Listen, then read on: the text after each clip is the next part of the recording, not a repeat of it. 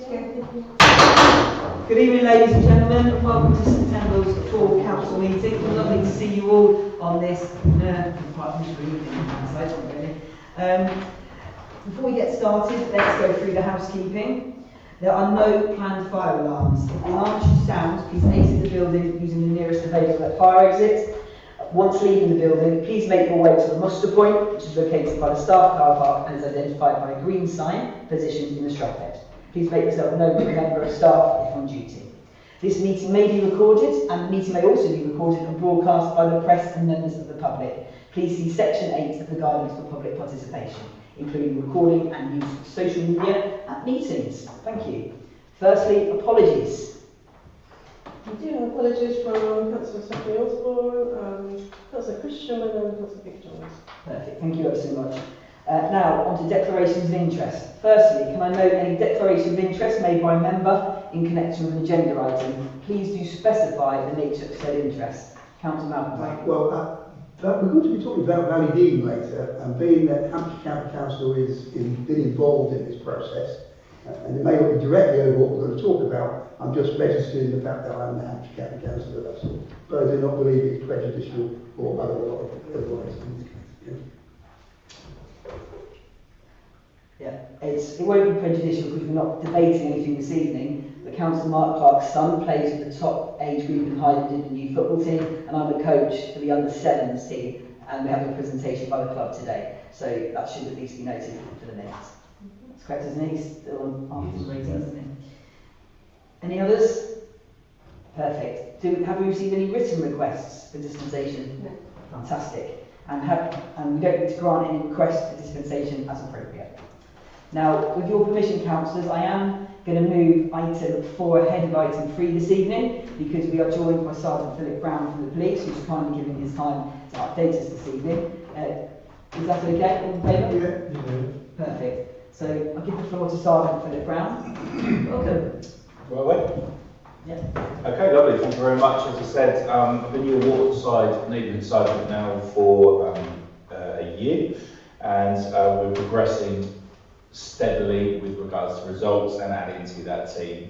The parish clerk does hold my contact details, so should you have a more specific targeted question for yourself or anyone on behalf of the community, please feel free to direct that towards myself. The team itself is supported by Chief Inspector Nick Marsden, and as of next month my new inspector will be Linda Davies. She transfers from supporting the Chief Constable and the Assistant Chief Constables of the whole force within their roles. So she's someone who comes with a huge amount of pedigree and someone who's going to be able to give a huge amount of insight and knowledge to that role and developing us as a community team. The team continues to grow. We now have 5 PCs in the area, 4 PCSOs, whilst we're able to regularly call upon the dedicated police officer who serves Bewley, Brockenhurst and East Boulder due to the realigning that I put in place of the boundaries. We do not allocate a specific officer to a locality within the waterside area to allow for the flexibility and more omnipotent approach to matters and issues that just kind of pop up as the weeks progress. So we go down to the figures. This seems to work quite well. Within the last month, there has been 489 incidents reported for the water side, and 76 of these were for this high demographic. That gives you roughly about 15% of the crime or the ASB matters that have been reported. Over the last 3 months, we've had 1,459 incidents, and again, you've reported 266, which breaks down to about 18%. Within that period, we as a team have taken on 165 investigations. That's significantly up from the period of last year, but that co-aligns with the fact that I've been able to recruit and bring people into our team based on our reputation, our results, and the general demeanour of our group. With regards to our investigations, we have successfully drawn fat outcomes. We talked about out-of-court disposals, keeping things away from the court, but still getting a disposal legally recognised, and 24.2% of those have been achieved. With regards to stop searches, when my guys are out and about and stopping people with regards to the suspicions they hold, 27% of those conversations have resulted in a positive outcome in some way, shape or form. Over that period of time, we've submitted 85 pieces of intelligence, that's significantly up again from last year, to the point that it's almost double the amount. A fantastic reflection of what I wanted from my team, and we continue to kind of decipher and develop the information, as I'll talk about later. We link in now with a dedicated intelligence officer who focuses on the New Forest, but we can link in specifically to this area, and they can tell me what's relevant. And then we link in now with a newly formed high harm team. They specifically take on more serious or riskier matters that develop within the area. So for an area like this would be drug-related harm or violence incidents. The following incidents is what we've kind of addressed over the last 3 months within the Waterside area. Shoplifting continues to be a prominent problem. We address that by constantly scanning all theft matters that are reported in the area. I've spoken before about the matrix. When a crime is reported, that it has to go through the constabulary, has to then see justification in investigating that. However, just because they write it off at the first point, we can then re-review that, and I will always go with shopliftings at premises where there are regular offenders. We have PCSOs, we have PCs who know their community, who know their offenders, so they will go down, look at that CCTV, obtain an image or the footage itself, so that we can circulate it as a team and see if we can identify that offender. By doing so, we've been able to highlight 3 persons. Between them, person A has been charged in the last 6 weeks with 4 counts of shoplifting, person B has been charged with 5 counts of shoplifting, and person C, who only recently moved into the area, was charged with 5 counts. So we are able to charge them very, very quickly because of the process with shoplifting. You don't have to worry about some of the paperwork that would come with a normal file. If you can show that person going into the store, committing, and it can be detailed they've committed a theft and left that store, we can complete something called a pilot summons file, which can go through very, very quickly, and then we can put that before the court very, very quickly, which is the most important thing. And we're really starting to see some prominent results on those shoplifters.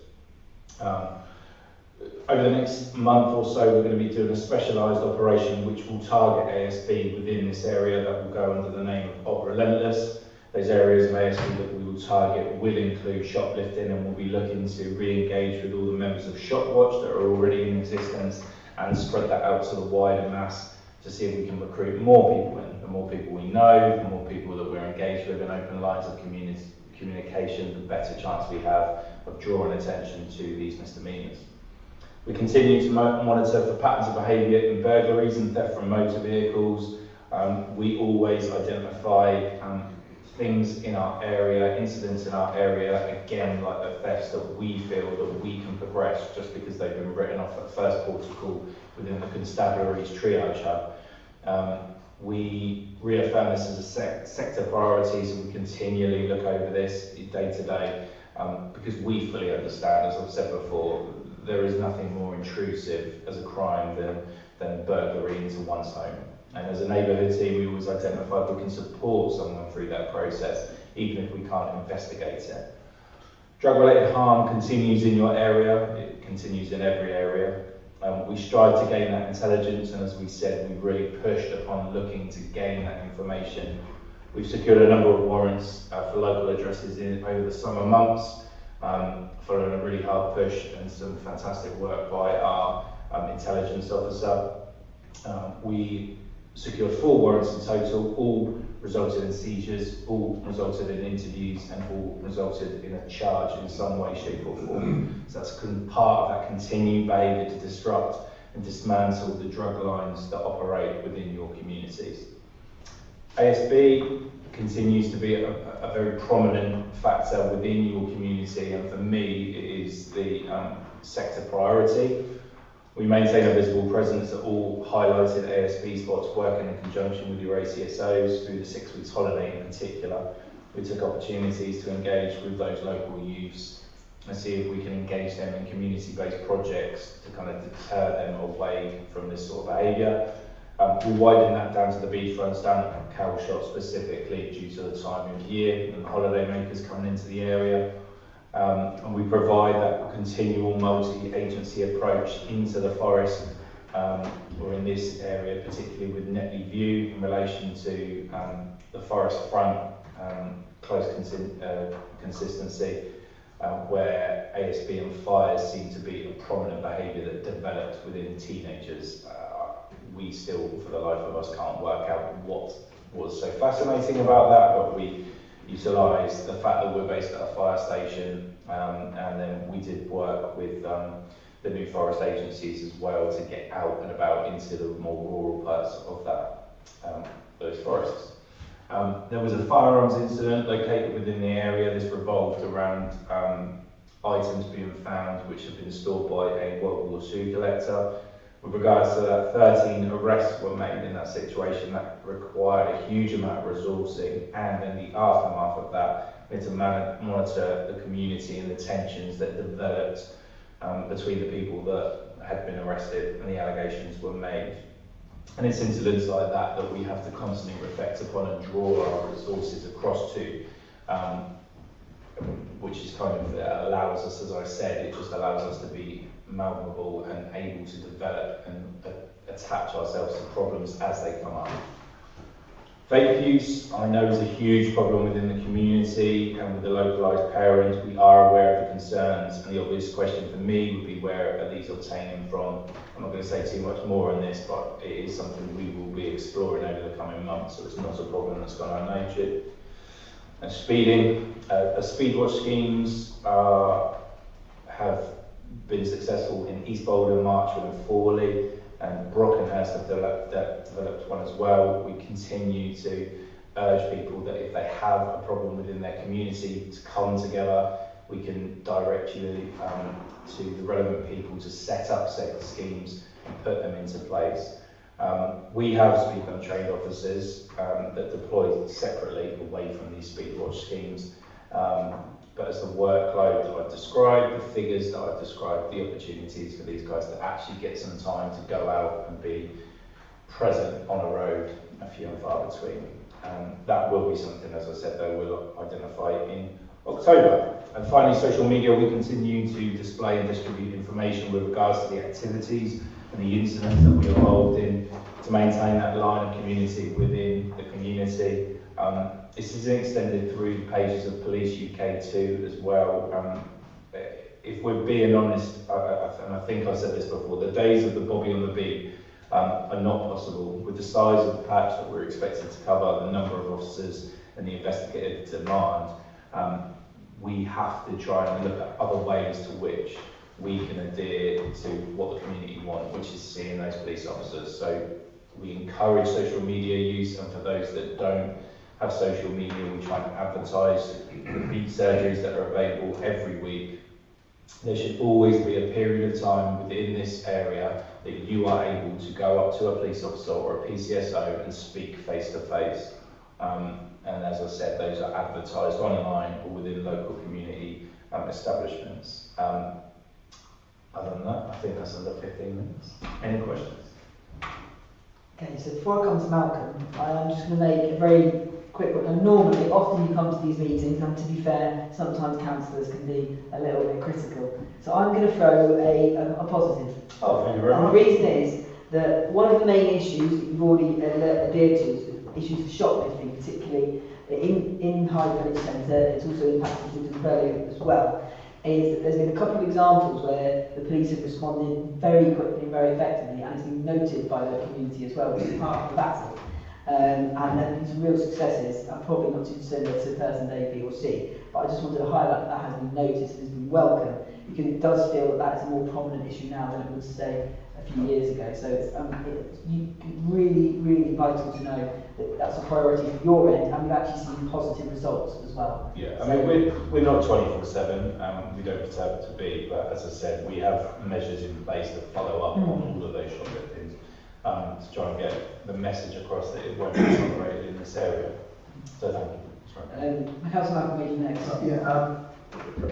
First of all, I'd like to thank you for that really detailed report, and pay tribute to you and your officers, because you've given us details and actions you're taking in great, probably haven't seen to that volume for some time.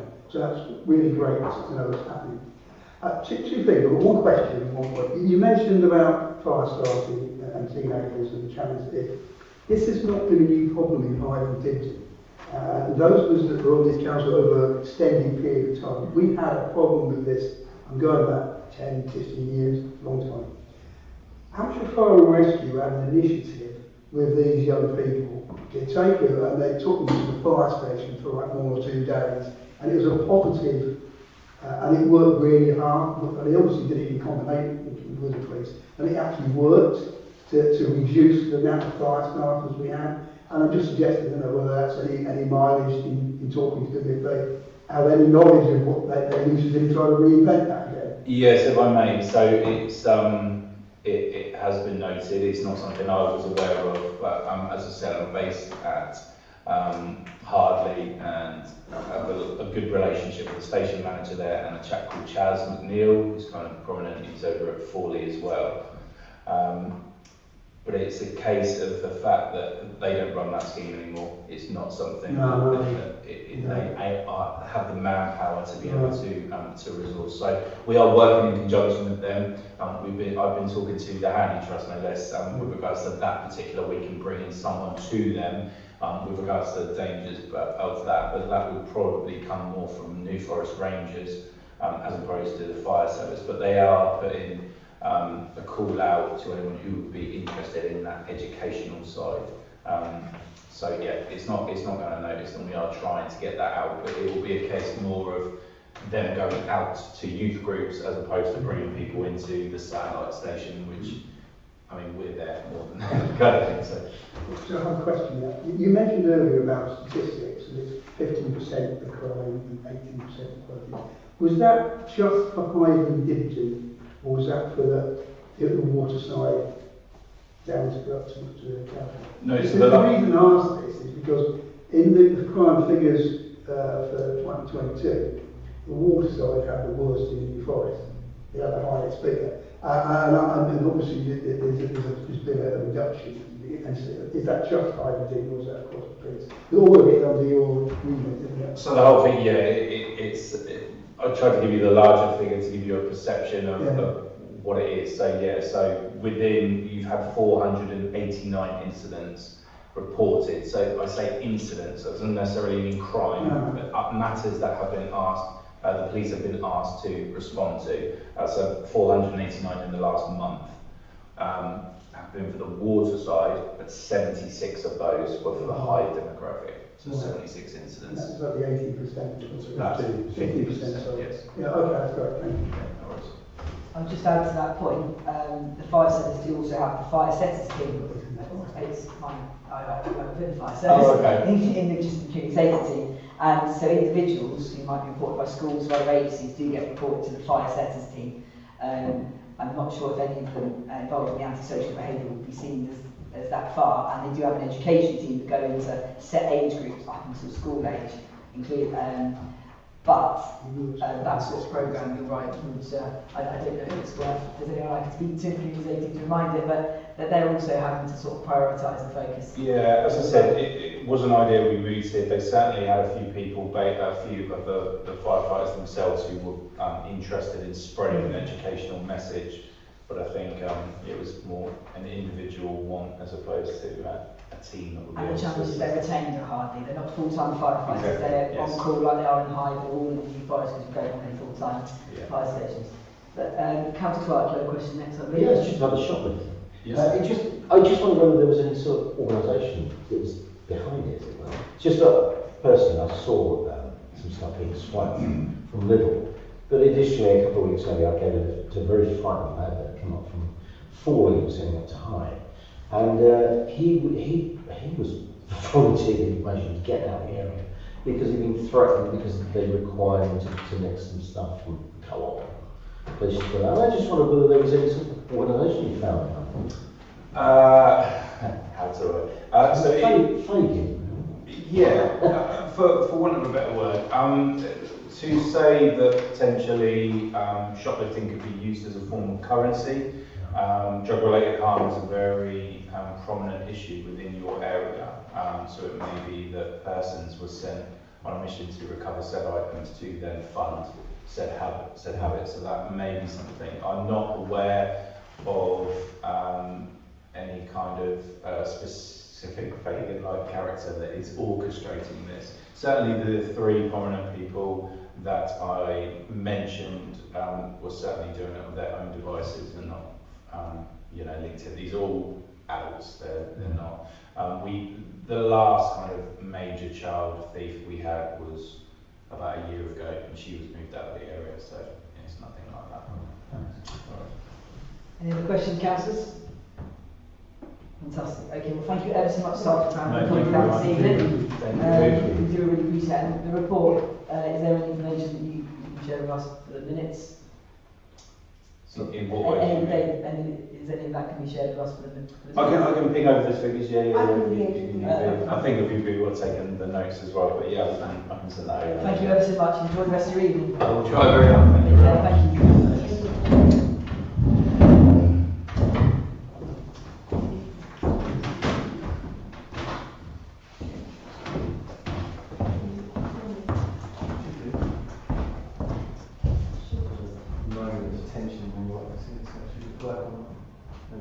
So, ladies and gentlemen, we have a second of our guest stars for this evening's meeting. We have James Golding, who's chairman of Hythe Dibden Youth Football Club. He's come to talk to us about the good work that they do for the community, for young girls and boys playing football. So, the floor is yours, James. Thank you, Alex. So you may or may not be aware, there's a few football clubs in the area. Hythe Dibden Youth Football Club are representing of Hythe Dibden specifically, and I just wanted to had the opportunity to come and speak to you guys, and I thought I'd share some of the great stuff that's going on in football related in your community. So you might be wondering why I come to talk to you about football. A lot of people consider it just a game, but actually for a lot of people in your community it's a lot more than that. Young people use it as part of their identity, brings a lot of values and positive things that impact their lives. So for me personally and a lot of the volunteers at the club, we sort of take it upon ourselves to volunteer and facilitate that. So I'll give you a little bit of background about the club, who we are. You may or may not have seen any of the games going on at Applemore or Shore Road, but this is what we look like. So the green and white is the home strip. Mimo Connect and Robinson ETOs are fantastic local businesses that sponsor us to get this lovely new Birmingham strip, which I will assure a lot of people isn't West Ham. Or Aston. Yeah, it looks great. The kids are really thrilled when they put these on. It makes them feel like they're part of something.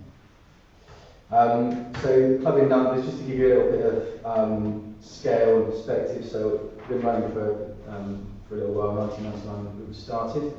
Currently have 543 children registered at the club.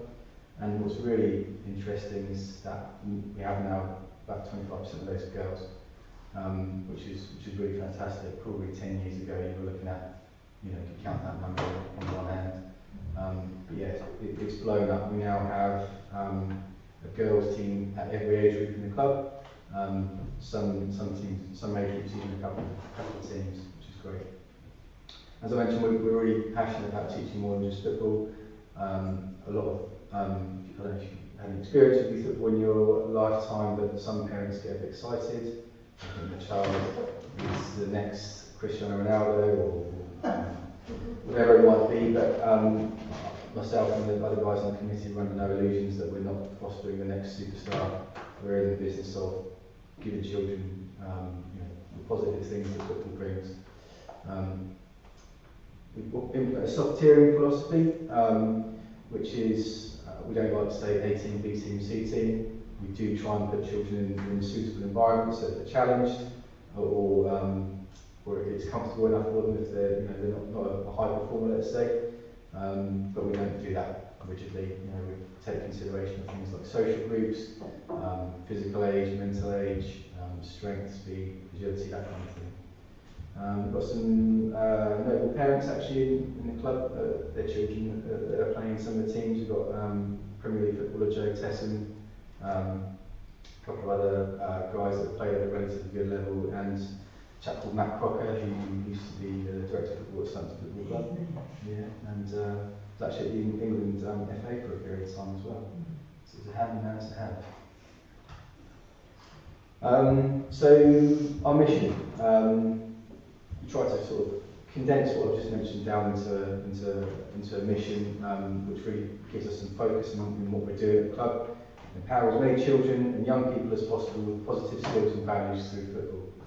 So that's something that I've been involved in the club for about 10 years. I've been chair for just over a year now, so I've kind of seen a lot of the good things and bad things that have happened, and we felt in the summer it was time to sort of redirect and refocus, and that's what we've come up with, which really embodies that, I think. And that gives us some direction towards our vision, which is to be regarded as by the English FA as a benchmark club for the provision of inclusive and positive youth football experiences. That does seem a little lofty. We have had some great recognition by the English FA, and especially from Hampshire FA, which I'll come to shortly. So we're, you know, it's lofty, but we're on in that sort of direction, which is fantastic. And then those are supported by values, and these are things that we try and instill in players, coaches, make parents aware of, and it really influences decision making and things like that. So better yourself, which is really important for children who are trying to learn a skill. We strive to improve in everything we do. We're always learning and working hard to make us our best even better. Play safe, so obviously with children, safeguarding and planning a safe environment is critical. So we try and make sure that we're fostering an environment that allows us to achieve that. And obviously considering emotional safety as well.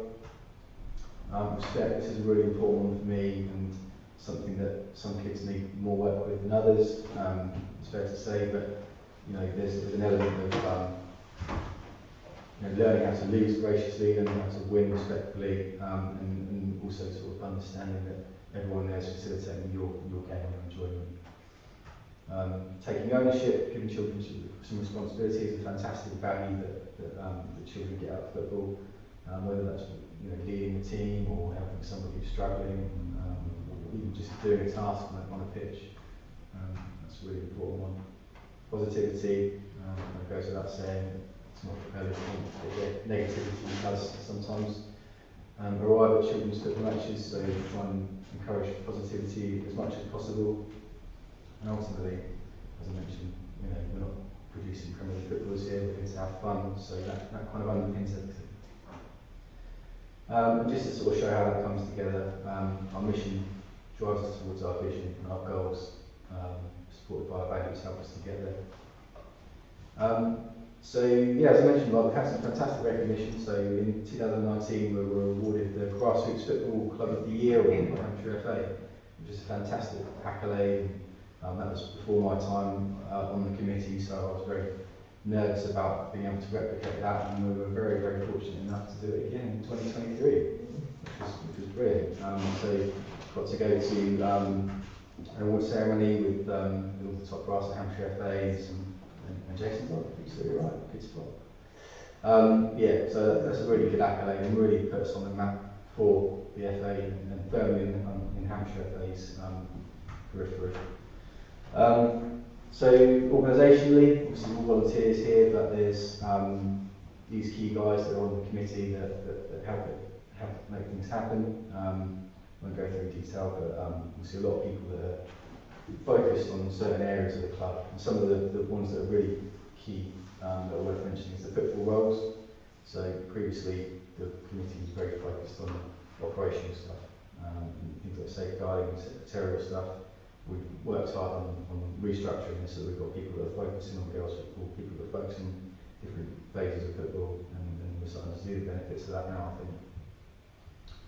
We also have some other people that are involved in the club, again, all volunteers. Actually, now I said like soccer school coordinator, so we've got a young lad who left under 18s a couple of seasons ago, who now we pay him to do our soccer school every week, which is what breeds the next crop of young players that come through. That runs all year round. And then obviously that doesn't really, all of that stuff doesn't go anywhere unless the coaches on the ground are delivering this stuff day to day. We've got 117 volunteer coaches at the club. So these are largely parents of children that are playing. They all have to go through minimum CRC check. They go through the playmaker course, basic safeguarding, basic first aid. So they're all trained by the FA to be able to do what they do. And we also have some guys, at least one of the team who's got what we used to call a level 1 football qualification.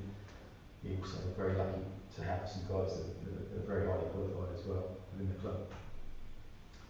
As I mentioned, yeah, girls football is absolutely blowing up at the moment, not just within the community, but nationally. You know, seeing that women's football has made great strides in recent years, and we're starting to see the benefits of that. We've got some guys in the club that are really passionate about growing youth football, and we're also starting to get mums involved a lot more now as well, which is really encouraging. So we've got a couple in the age group with your and Alex, which is great.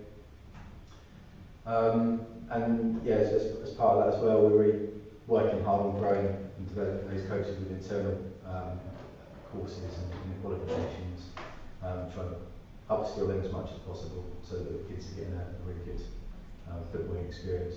And then the image at the top actually is an interesting one. So we, again, talking about national recognition, we had the chap called Pete Sturgis come down and deliver a roadshow event at Applemore a few years ago. Pete Sturgis is the architect of something called the England DNA, which is when the English FA finally realised that they weren't doing things as well as some of the other countries in Europe. They listened to Pete Sturgis. He reconstructed the way that football is delivered to young people, changed the way that young people play football, so that you go through the different formats. You start 5-a-side, you go to 7-a-side, 9-a-side, and not until under 12, so you can play 11-a-side football. So yeah, fortunate enough to have him actually come down to speak, not just to Hythe Dibden coaches, but to coaches throughout Hampshire who came down to listen to that, which was fantastic. So yeah, as I said, young people get a lot out of their football as well. Teamwork is a really interesting one. We've got a guy who's got a child at the club who was working at Adidas who said, as a company, they don't employ anybody that haven't played team sports. I thought it was fascinating. That learning those kind of skills are really, really valuable for young people. And then also off the pitch as well. So something that we've worked hard on over the last couple of years is giving children skills beyond what they can do on the football pitch. So we have the kiosk down at Applemore, which serves teas and coffees and some food and things like that. And that's only run by young people involved in the club. So it gives us opportunities to learn work at a young age, 14, 15, 16 years old, and again a bit of responsibility. And we have this junior committee meeting every now and again, which again gives children some responsibility outside football in terms of decision making, coming up with ideas about how to improve things at the club. We also operate this Hero Award, which you may or may not have seen on our social media pages, where we try and identify people that have done something really special and just celebrate them. So this is Josh, who runs our soccer school. The kids love him. The kids love him. Yeah, It's got fantastic. it It makes a big difference when you've got a young person communicating with children, rather than an old duffer like me. This is a guy from Damon, actually. He's recently had very serious cancer, and wasn't sure if he was going to be able to come back, and he's recently managed to recover from that, and is back coaching again, which was fantastic. So yeah, we want to recognise that. And then we do try our best to instill those values in people that are turning up at the club as well. Not with varying degrees of success, but we try. Every match actually has something called a respect stream on both sides. So again, I don't know how much involvement you've had in this sort of stuff, but in my younger days, parents were pretty vocal and not all that pleasant. So we have a respect shield on each team's parent group to try and keep them under control. And the facilities, and this is really nice, so we're very, very fortunate to have Applemore as a home ground for us, so the 3G surface, which is an artificial playing surface. So we have this all-weather pitch, which is great. Managed to get the containers set up down there, some more sort of building containers, so that's now used as a classroom, storage, toilets, things like that, which is fantastic. And we're hoping to get changing rooms down there as well. And obviously Shore Road is a great facility for us, which we use every week. We would like to work on that facility as well. We discussed things like parking down there. We had an issue with getting an ambulance in there at one point because of the parking situation. So again, we'd like to sort of work on developing that over time. Tournaments are another thing we do, which is really well recognised in the area. So every year we get about 1,000 children over 4 days. Obviously all the parents and people that come along to watch as well. Probably a good reputation for running a big tournament. Loads of following on social media, which is great. We get some fantastic involvement, especially when we do a kit launch as well, which is nice. Always get people excited about new kits coming out, trying to tease them a little bit about what's going on there.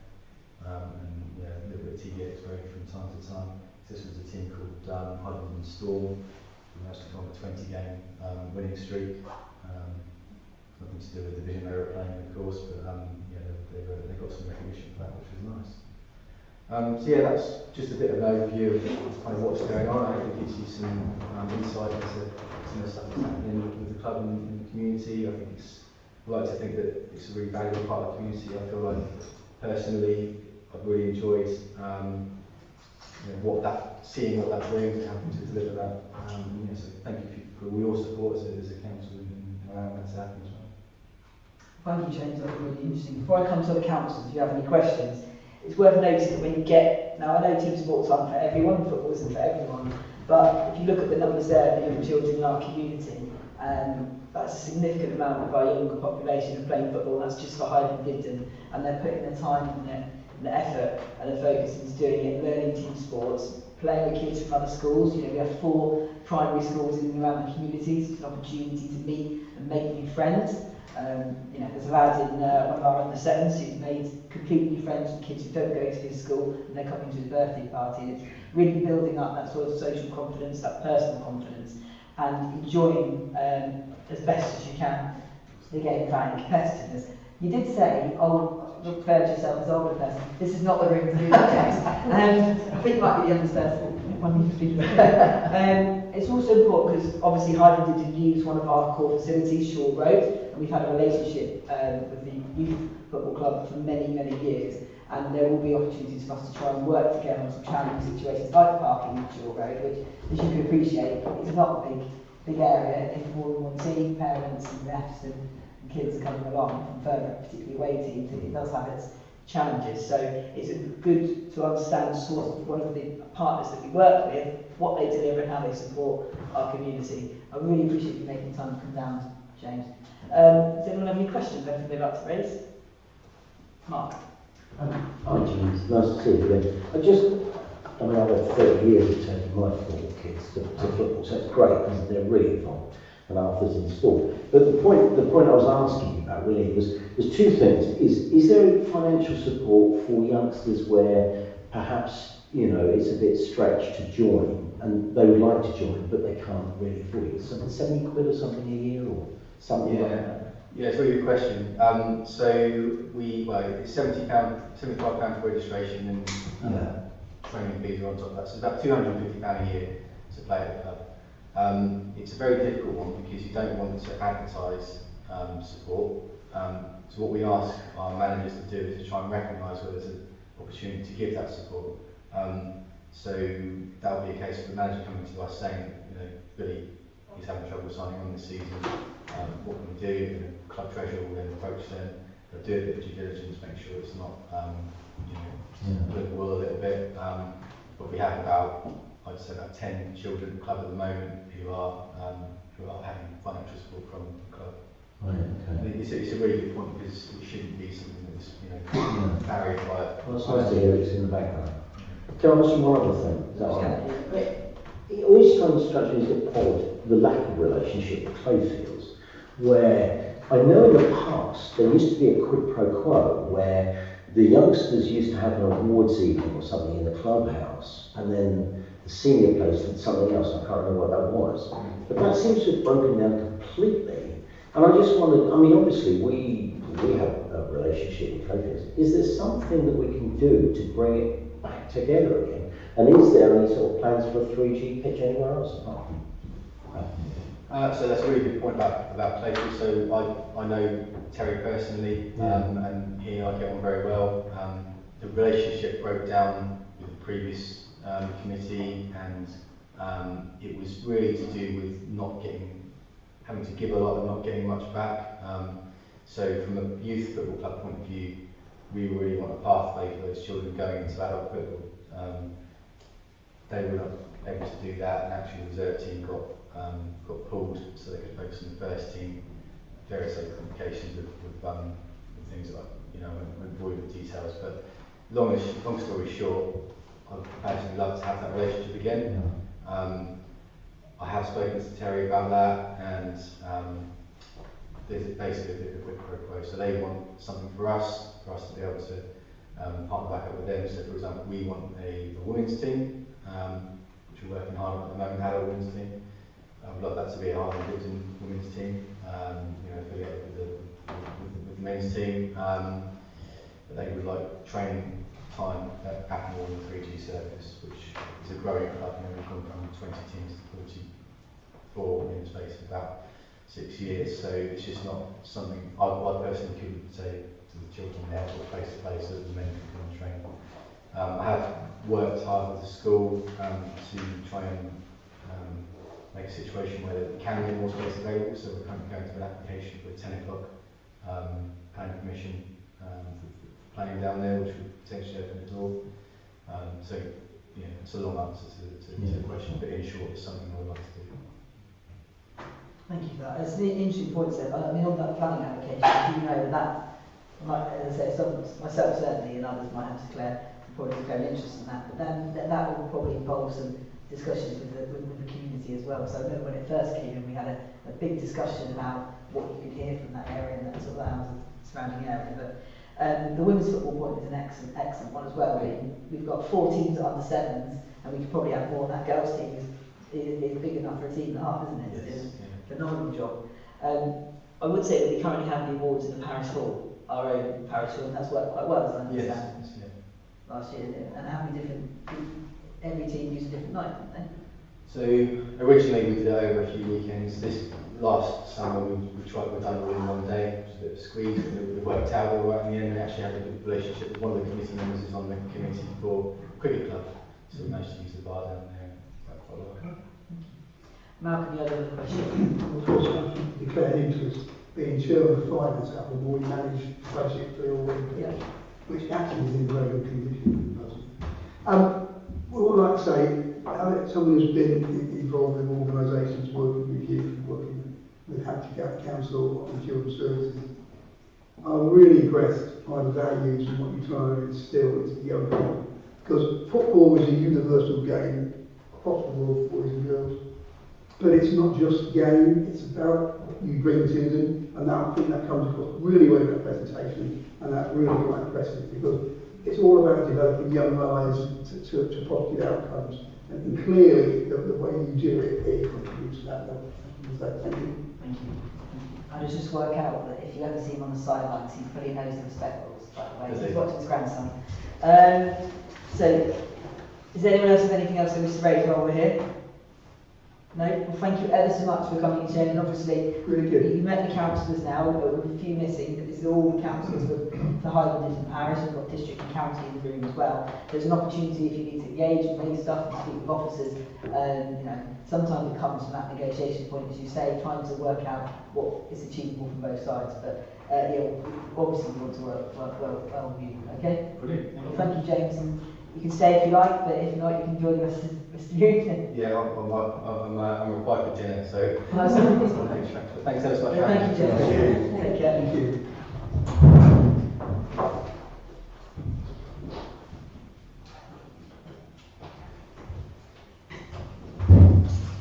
Well, James just packs up. I just wanted some councillors to refer back to the community safety report that was shared by the ACSOs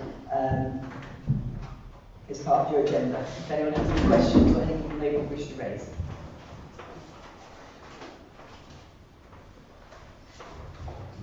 You'll notice that there the SSOs have been engaged brilliantly with the local police and PCSOs recently and had some positive results that you'll be aware of. So huge credit to the team for doing that.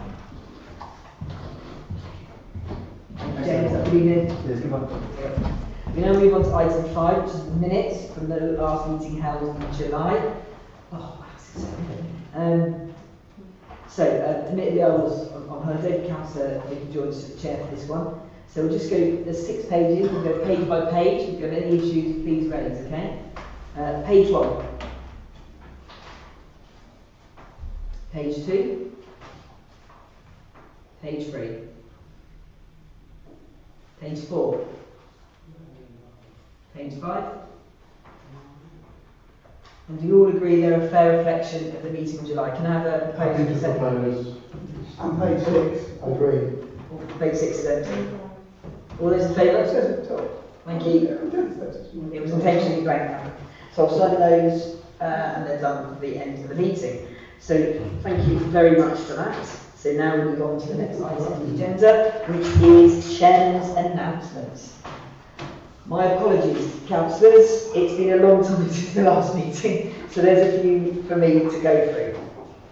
Firstly, Hythe activity on Saturday, August the 12th. The Council's annual Hythe activity event took place with over 25 stalls promoting local volunteer groups, clubs, charities, green initiatives and support networks within our community. It was a wonderful and important event that was a success despite the challenges of the weather that led it to be rearranged from the previous Saturday at late notice. August the 5th of all days had the most shocking weather, if you remember. A huge credit to our parish staff, including Paul Dade, our development officer, for such a quick turnaround and ensuring we have many stalls in and around Hythe Centre. It is important we do what we can to help share and promote the dozens of amazing local groups that make a positive difference to Hythe Dibden. The Community Spirit and Environmental Awards. Alongside Councillors Dowd and Malcolm Wade, I had the privilege of presenting this year's Community Spirit and Environmental Awards. We had a great number of nominations for both categories, who were all presented certificates and pins on a windy but still well-attended presentation in the village centre. Well done to all those that were nominated. They were all so well deserving of recognition for all they have done for our community. We are so lucky to have so many caring and compassionate people who live and support our residents. The overall winners were Linda Herbert for the Community Spirit Award due to her amazing dedication for Hampshire Scouts, and Ken N. Dean, who was our Environmental Award winner for his sterling efforts to help flood defences in Prospect Place. Which moves me kindly on. The works on Prospect Place began on September the 18th, and despite bad weather, have been going well. The green will remain closed for approximately 5 weeks while the flood prevention works are undertaken. A small bund and 2 associated dwarf walls will be constructed. Councillors and members of the public, please remember that every Thursday at the Grove between 9:30 and 10:30 you can meet Mike and Charlie, our 2 ACSOs, to raise any local antisocial behaviour or low-level crime concerns. Please come along for a chat with them, and anything you wish to report can do so with confidence. Oak Road. Please note that on October the 4th and the 5th, Oak Road car park in Dibden Parish will have a number of parking bays closed off by the Parish Council. This is why we carry out hedge cutting in the area. Please can you share and let anyone know who uses this car park to be aware of this on those dates. Oakland Pond. The Parish Council has appointed a specialist contractor who will be carrying out tree work around one edge of the pond. This is to help reduce the build-up of organic matter at the bottom of the pond, and it will help the pond to thrive and the overall health and vitality of the life within it. The Parish Council is very lucky to have a volunteer pond warden who works tirelessly to help this asset. And if you or anyone you know is interested in helping look after this hidden gem, then please contact your local councillor or the parish directly. Hythe Ferry and Pier. The Parish Council were delighted to learn that the ferry will continue to operate under Red Funnel. The Council also recognises and thanks Lee Raymond and Blue Funnel for their hard work keeping the ferry running in a challenging few years. Our residents are hugely grateful and thrilled that our beloved and much loved ferry has a future. It therefore made the Heritage Day for Hythe Pier just a week later an even more special event. Along with many councillors and residents, I visited the event and found myself learning more about its history. It was fantastic, and it was great to see the amazing contributions from Hythe Shed and the Pier Heritage Association. And finally, The Halloween treat sale returns to Hythe on Saturday the 28th of October, where the village will be awash with zombies, vampires, monsters, witches and more. So if you have any younger ones in your family, then please make sure to pick up your Halloween bags from Friday the 13th, probably done deliberately. All proceeds go towards Christmas lights and future events. Thank you. We now move on to reports from county councillors. Councillors, did you all have an opportunity to read the report from Councillor McAvoy? So have Waterside, thank you. We now move on to Councillor Malcolm Wade for Dibden and Hythe. Thank you. Firstly, having read Councillor McAvoy's report, I think she and I serve on different councils. I apologise, my entire report, apart from the last paragraph, is totally lifted from the Hampshire County Council report. It's all officers' words, not mine, apart from the last paragraph. This is the correct report. Council expects to face a budget gap of at least 132 million after taking account of the annual council tax increases at the maximum committed level of 4.99% and additional grant funding expected to be provided by the government 2024-25. This is for 2026. Given the lack of any central government support from 25 to 26, the County Council has no choice but to assume the savings required to meet the gap of at least 132 million will be required by April 2025. As Hampshire County Council cannot take the risk of assuming further government financial support will be given. After a decade of saving, totaling 640 million have been taken from the council's budget against the backdrop of rising demand and increasing costs, the financial situation looks extremely challenging. Detailed work on further savings across a range of areas is conducted by the directors of the County Council, including non-statutory or discretionary services being scaled back or ceased. This has identified a total of 90.4 million savings across all directorates, of which 75 million are expected to be delivered by 25-26, leaving an unmet budget gap of 57 million in 25-26. Options to meet predicted annual budget shortfall of at least 132 million by 2025 are limited. It's considered that there will be very few ways in which the County Council can continue to meet the legal duty to balance the budget without the impact on the residents of Hampshire. The consultation produced the following. The County Council will seek to continue with its financial strategy which includes targeting resources on the most vulnerable adults and children, using reserves carefully to meet one-off demand pressures. Continue to lobby central government for fundamental changes to local government's funding, as well as a number of other ways to help address the funding gap, including increasing funding for growth and social care services, for highways maintenance, and allowing new charges to be levied for some services. Help to minimise reductions and changes to local services by raising council tax by 4.99% in line with the maximum permitted level by government without a public referendum. Generate additional income to help sustain services. Introduce and increase charges for some services. Consider the further opportunities for change in local government arrangements in Hampshire.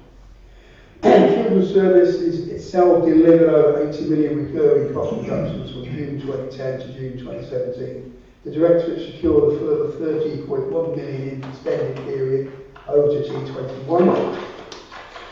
So we're nearing completion with 16.4 million secured against a requirement of 17.2 million. Progress against it's called SP23, which is shortfall for that. Requirement of 22 million is on track, with 5 million remaining to be secured. Children's Services have maintained the level of service, so only the savings left, and this is staggering that we've managed to do this. They're going to say, Services for Young Children budget, 214,000. This is, the County Council has a 2 million budget. So look at these little numbers. Services for Young Children's Aid and Nursery are going to close at 38,000. Services for Young Children's Workshop post-funding at 30,000. Family Help, 1.5 million. Transforming Social Care, 8.5 million. I'll come back to that. Joint Commission and Brokerage, 25,000. Sold Services to Schools, 100,000.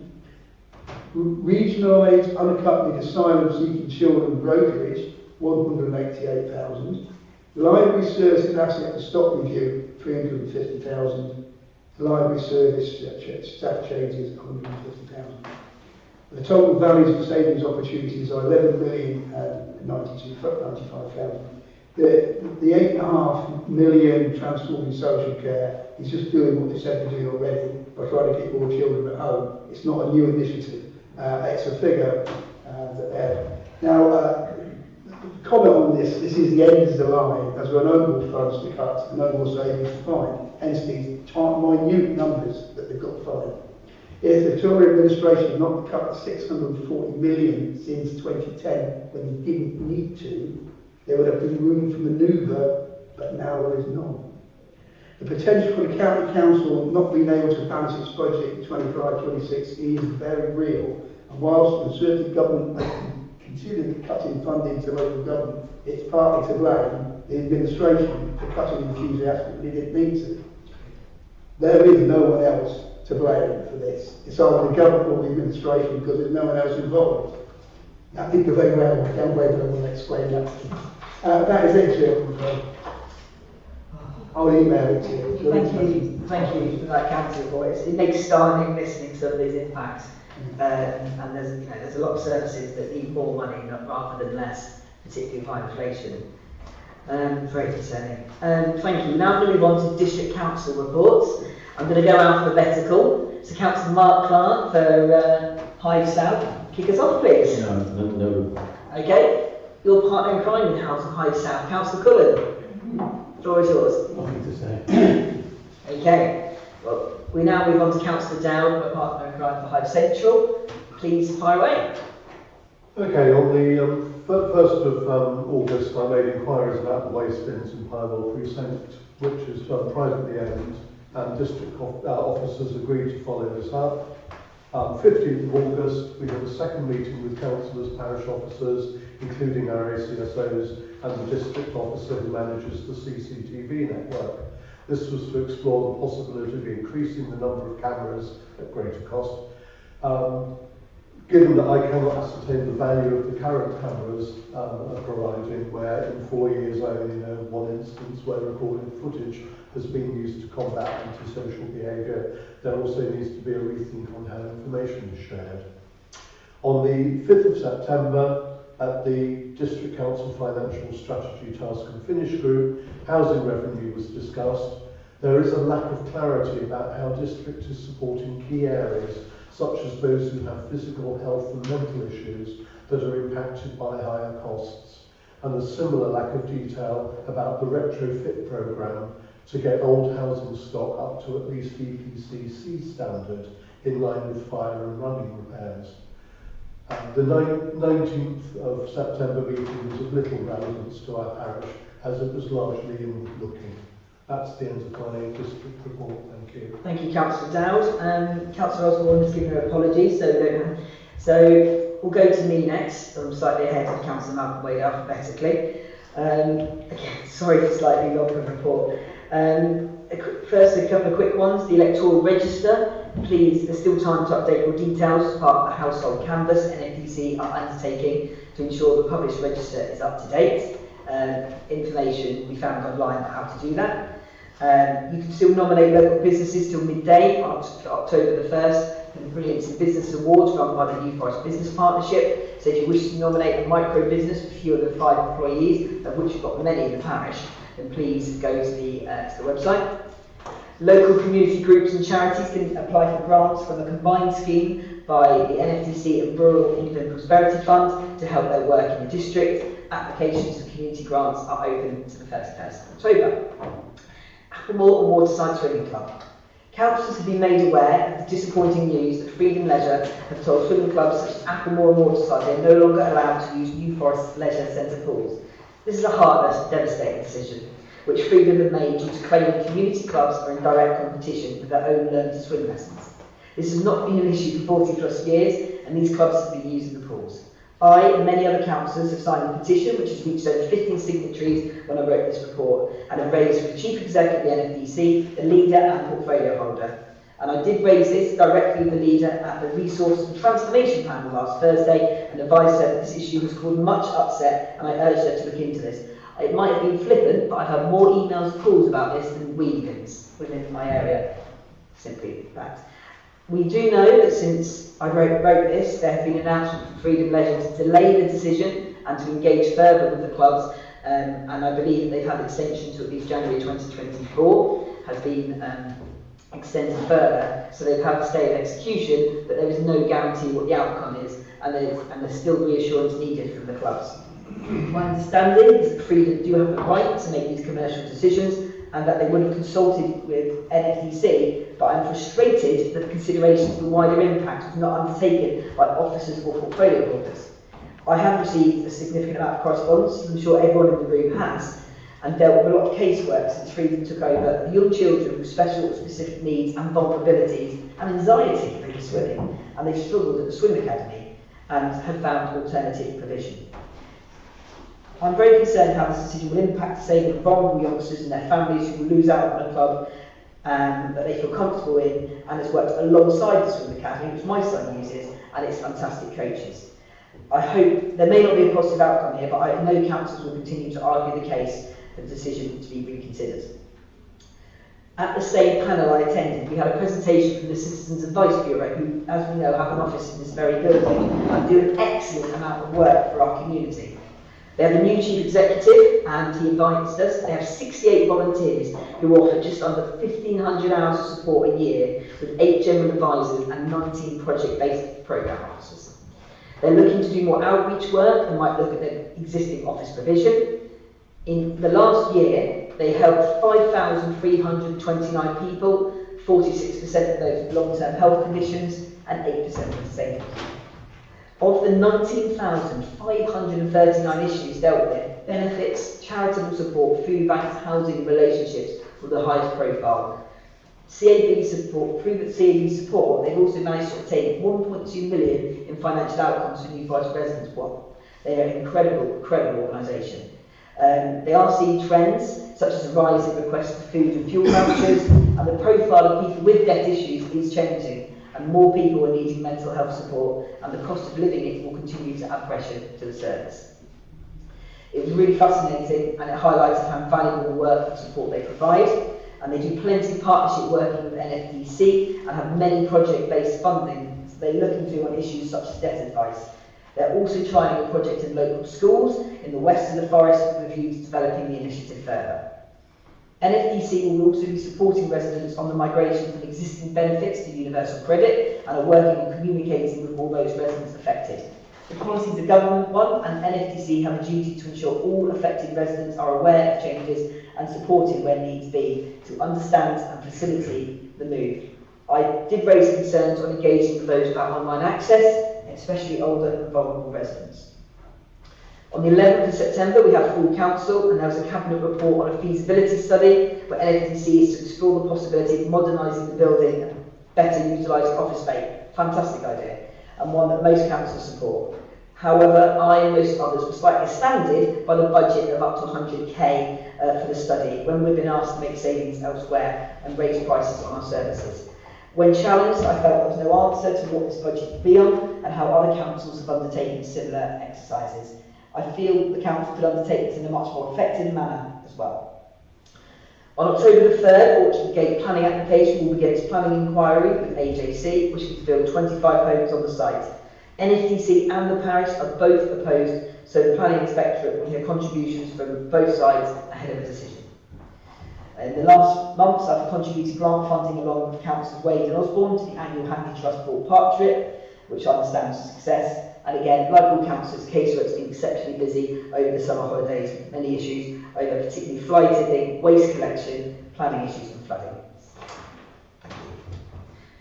Now we move on to reports from Councillor Malcolm, sorry. My apologies. This is a lot quicker, right? My apologies, thank you.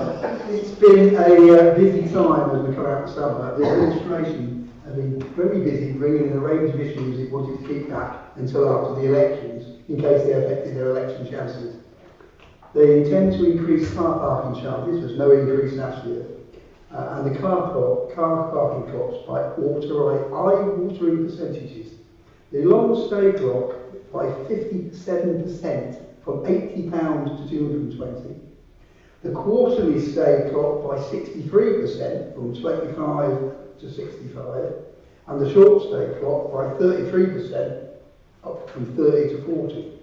this came up in the places sustainability rating, you'll be pleased to know I voted against the rises because they're way over inflation. This is just milking the muscles.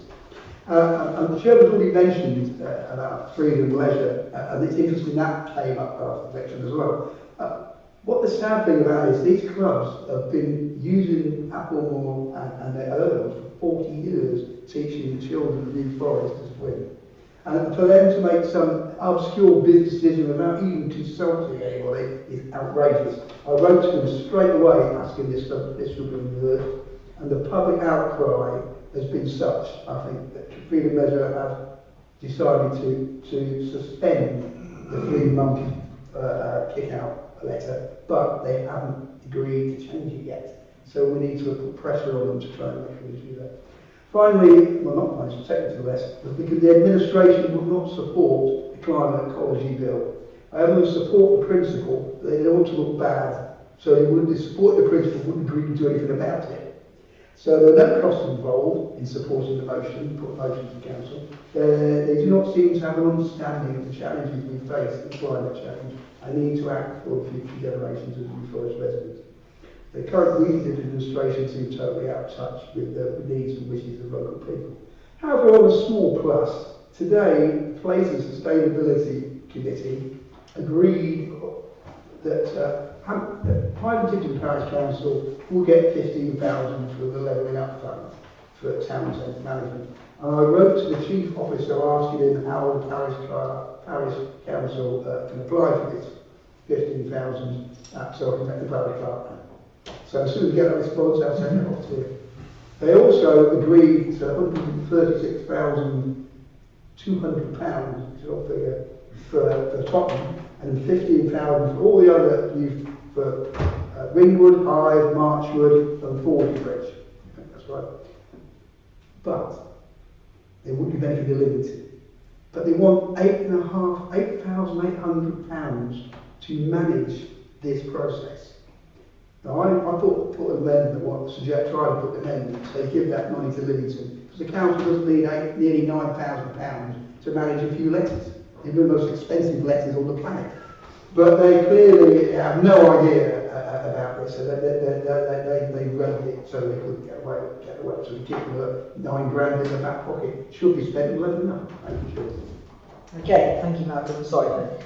And just clarifying your report, those figures, it was up by 80 quid, wasn't it? It was up by 25 for parking plots. It wasn't from 80 to 220, it was up by 80, wasn't it? 140 to 220. It's got no, it's 80% is a rise from 140 to 220. 80 That's 57%. Thank you for that. Very concerning.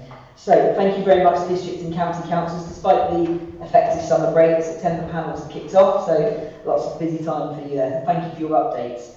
We now move on to reports from members from outside bodies. Does anyone have any brief updates they wish to share? Okay, so I see 3 hands up. Is there any hands up on this side? So I'm going to start with someone we haven't heard from, one of our Dibden Parish councils. Start with David Cole. Just hot off the press news today, this is in relation to Hythe Heritage Association this afternoon. The news was received that the peers got a listed building consent for the additional strengthening works required to the superstructure at the landward end. Fantastic. So that can now proceed. Oh, that's brilliant news, thank you. Anything else at all? No, thank you. Councillor Dibden there. Thank you, Chairman. Just a brief one. Dibden Allotment Fund is changing its name from the 1st of October to Waterside Community Fund. We've got a lovely new logo, and there's a lunch, which is sort of to launch the new name and so on the 10th, Tuesday the 10th of October, which I think... In St Andrews. Sorry? It's at St Andrews. It's at St Andrews, yes. And it's what, 1:30 to 3 days? 1:33. Details will come out on Friday with the mailer. Well, thank you for that, and Councillor Cullen, Anderson, Cullen, Harrison, Delamere for your good work on that. I actually think that logo is fantastic. You know, there's a lot of people. One of the trustees did it.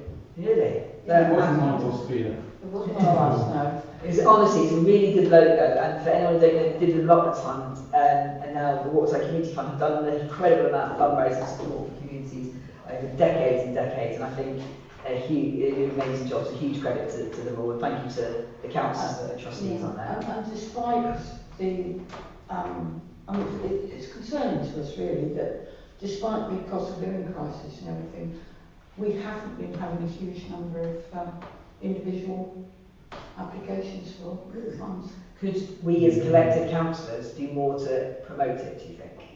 Well, yeah, I mean, this is part of, with the change of name and everything, big promotion of, what the fund's about. Absolutely, I think encouraging people to councillors get sharing, get promoting, get encouraging, it's what social media is for. Councillor Dowd, please. Yes, all I will say is that I will be reporting on the Waterside Climate Action Network at the Climate Committee. Given the length of the other reports and things, I think we can do that better then. Thank you. Thank you, Councillor Dowd. Anyone else? Fantastic. So we're now going to public forum. Have we had any written questions submitted by electors attending the meeting? No. I am so sorry for the way. Thank you. Do you know what? We haven't had the police in months, and we don't normally have a presenter. And there was long. And as I was reading my very long waffly report, I thought, I'm so sorry. It's even gone dark this week. So thank you so much for your. I'll try and keep it as No, not at all. But as I say, the public forum's for you. May I, sorry. Just please introduce your. Okay, my name's Jo Lever. I live on Cleethitts Lane, and I'm here to discuss Clayfield's Hythe Dibden Football Club. I'm here to represent myself, my family, my neighbours, people from Drapers Copse and the surrounding area. Some could come, some didn't come, but I've come to speak on their behalf. I'm sorry that I didn't realise you had to have written to say in writing what I was going to talk about. No, you don't. You don't. Okay. Don't leave that. Okay. So, firstly, the Hythe Dibden Football Club used to be a York Court recreation ground.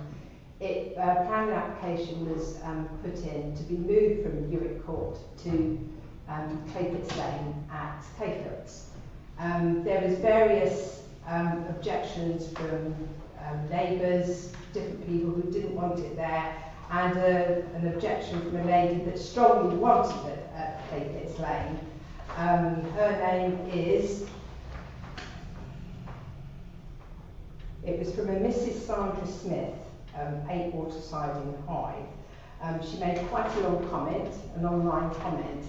All of the comments she has made about moving the football club from Hewitt Court to Clayfields, I now also agree that it's not right. I will go on to say what is happening there. I'm unaware, I'm hoping that we can have some answers maybe at future meetings, or you get in contact with the people that run the club. Firstly, litter. There's an awful lot of litter within the area, within Clayfields, not just the football ground itself, the surrounding area and the surrounding recreational area where people walk their dogs.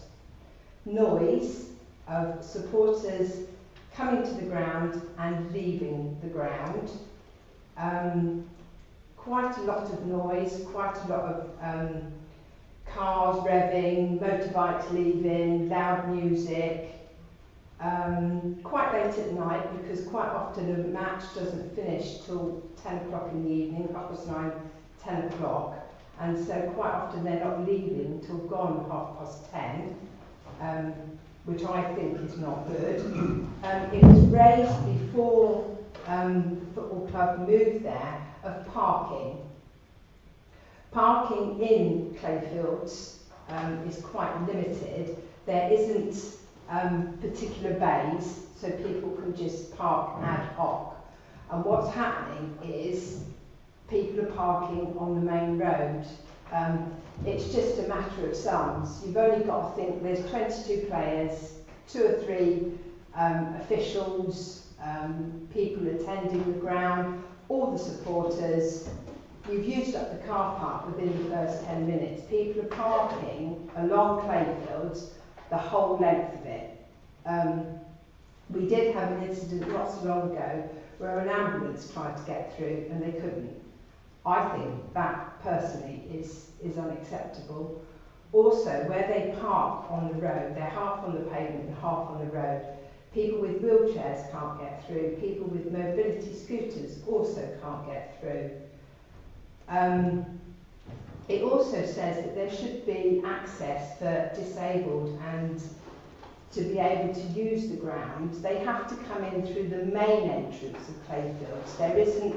There's a dog-leg gate, but they can't get round that gate, so they have to come in through the main entrance. And there's a lot of people who are playing football and supporters who shoot in and around this very blind corner, and there's been 1 or 2 near-miss accidents. May I just say briefly that after the young gentleman talking about the youth football club, my son played football since the age of 5. I like football, I like it, and I like a lot of the ethos of football, but this is becoming to be a real nuisance. Where we live, our drive, as you go to pull out, where people are parking to the left of us on the main road and to the right of us on the main road, you can't even see to pull out. It's impossible. When we put in planning applications ourselves to have the drop curb and the drive, we had to go to an appeal because they said that the access and the visibility was poor. Well, the visibility now is non-existent. Also, they broke the rules during COVID. They constantly had training sessions there during COVID. The floodlights are on. I think they're allowed to be on from 6 or 6:30 till 10:30 or 11, I'm not sure. But those floodlights are on for a very long period of time. I'm also not aware of how often they can play there. Last week they played there 5 evenings and the noise was immense. And I think the club themselves are doing quite well, so they will most probably go up a league, which will then entail more fans, more supporters coming, more noise, and to say in brief, what's going to be done, if anything. Thank you for raising those with us this evening. There's some things you've listed there that are probably more achievable than others, if I'm honest with you. The first point about litter, I'm certainly think that we can engage with the club on that. That point, that seems a relatively achievable thing to share. That, it's not that. The point about parking. I went to a football club in Milford-on-Sea, and the club is on a lane, and it has worse parking than that, and it was young kids, and they're not even a high-level football club that we were parking up and down the lanes. I can't think of people living on that road, but I think that unfortunately that seems to be a common issue with local level football clubs. Our main contact, and I'm not much mistaken, with officers is our deputy clerk Sean, isn't it, who's got a close relationship with the football club, and it might be an opportunity to sort of. I wonder if you might email all of those points into us, and then we can actually look at them in detail, and maybe have a chat with the people that look at the club itself, and see what they could address, and what they have more difficulty with, and maybe get back to you on those points. Would that be a way forward? Yeah, you say about the parking though, this is one of the objections that we all raised in the area, that we said parking would be a problem, and it is a problem, and it's a big problem, because if, heaven forbid, if there's an accident down there, if a child gets killed because of the parking, I think somebody's going to have to be held accountable for that, because we said all along that parking would be a problem, and it is. It's a huge problem. You can't even walk on the footpath. If somebody has a wheelchair, they've got to come off the footpath and they've got to go down the main road. And it's a 30-mile-an-hour limit, that road, but it's not. People are shooting down there at 50, even 60 miles an hour. Well, we know of other roads, so that's exactly the same. I completely. There's many roads I see people go way faster than they should. I completely accept that. And also with Clay Pitts Lane, if I'm not much mistaken, you can't. You have footpath on one side of the road, don't you? That's more or less. It's they widened the footpath. It's now a cycle path as well. Cost hundreds and thousands of pounds to put the cycle path in. There's no point when they're playing football 5 times a night. Can't even use it. I mentioned 5 times a night because I'd imagine it's. I thought it was just the first team that played there, but we'd have to find that's specific, and we can find out about that. You wanted to say something in particular, Malcolm? 2 quick things, really. When we originally went into agreement with the football club to move to Claywood, it was under the auspices that they were the football club of the community and they will be part of the community. Clearly, there are some issues where they are not serving the community best, and we need to engage with them on the points that you've raised.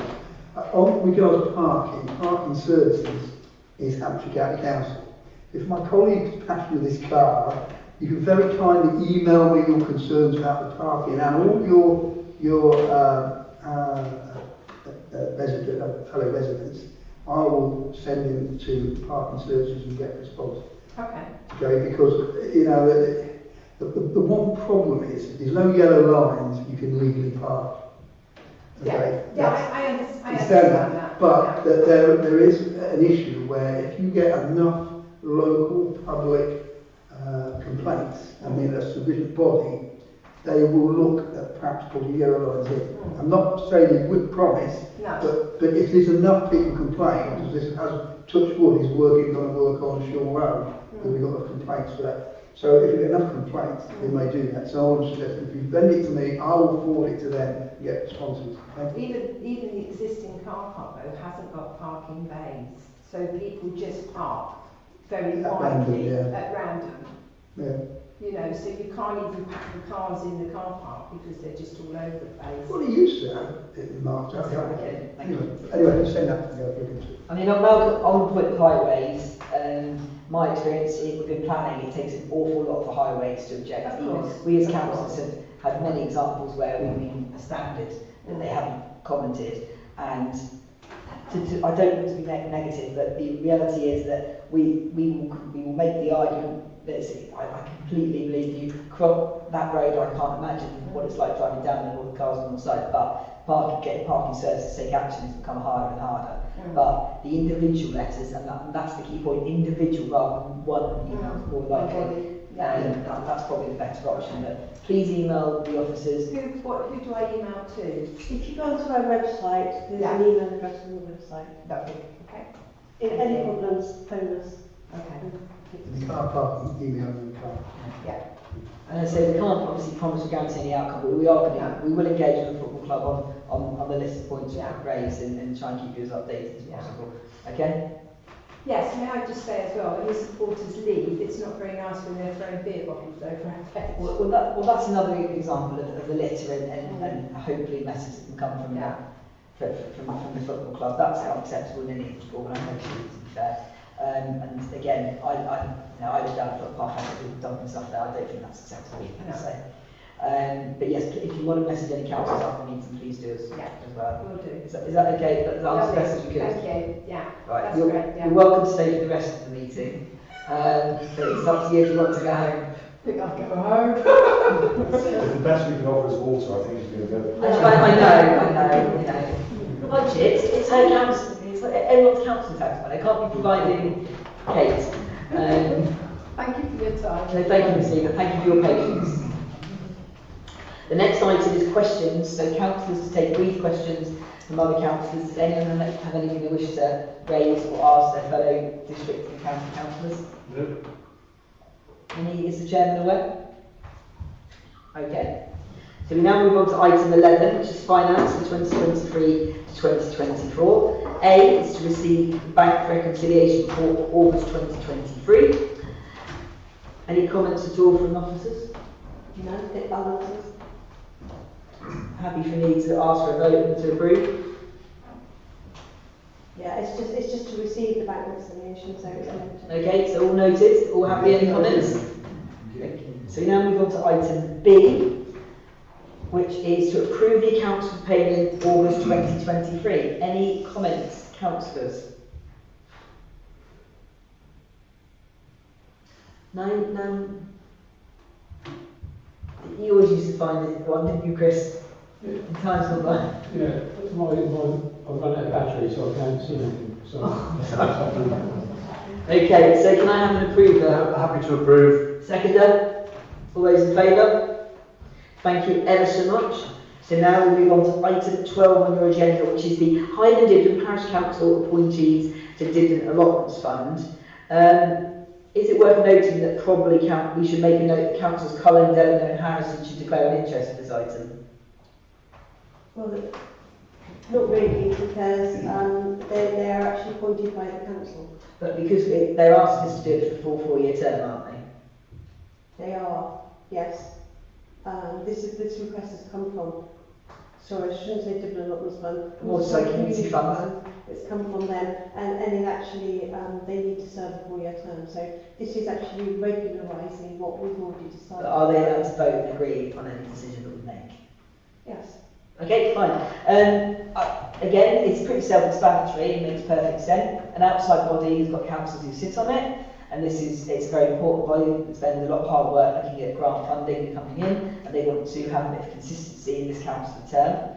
So, personally, from the chair, I welcome it, and I think it makes common sense, and I'm happy to support it. But does any other councillors have a contrary view? No.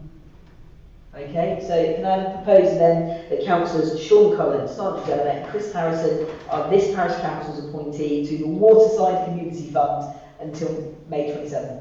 Merged. Seconded? Yeah. All those in favour? Fantastic. We now move to... Sharon, Yes, ma'am.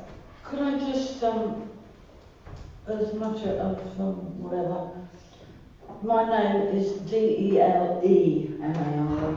It is, isn't it? Thank you.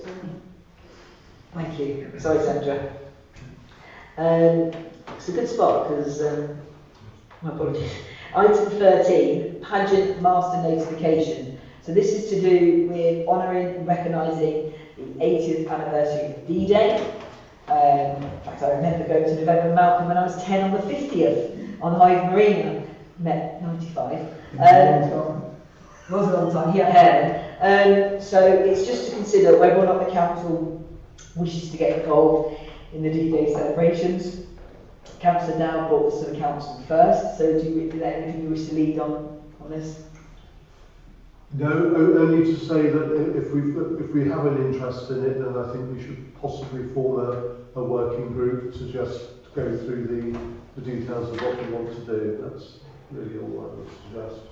Okay, so that's a great. I do think the idea of sort of lighting the beacon or having someone involved in the community, with connections to the armed services would be a nice touch. But a working group of about 3 councillors to meet. Philip, do you reckon that would be sufficient? I would like to give a number if it just tends to Okay, so would anyone be interested in volunteering to be on such a working group? Okay, so that's Sean, Philip, David and Sandra. Anyone else? So we've got 4 volunteers. I was going to say, can I make a suggestion that those 4 volunteers meet over the next 3 weeks and take something to the Amenities Committee at the end of October? Would that be convenient? Yes, Malcolm. I just want to say, Phil, I think this is absolutely the right thing to do. This community has a lot of history connected with D-Day, as we had a commando unit based on Europe Rec before they went on strike. And very members of our community, past, mainly past, not many present now, who are involved in it. So it is something we should commemorate. It's absolutely right. It's a fully support forming the group to look at what we can do. Put a beacon, I think it's good. So, Philip, are you okay to arrange that outside of the meeting with Sandra, Sean and David? Yep. Perfect, thank you very much. The Deputy Clerk had some thoughts on the beacon, so I'll get him to email all of you. Thank you. Thank you for those volunteers, by the way. Very, very important that we play our strong part in honoring We now move to the exclusion of press and public. Done. But we do need to turn off the recording for the meeting. Just to let you know, after the discussion of Valley D, we do have the two meetings that we have to do at Rec and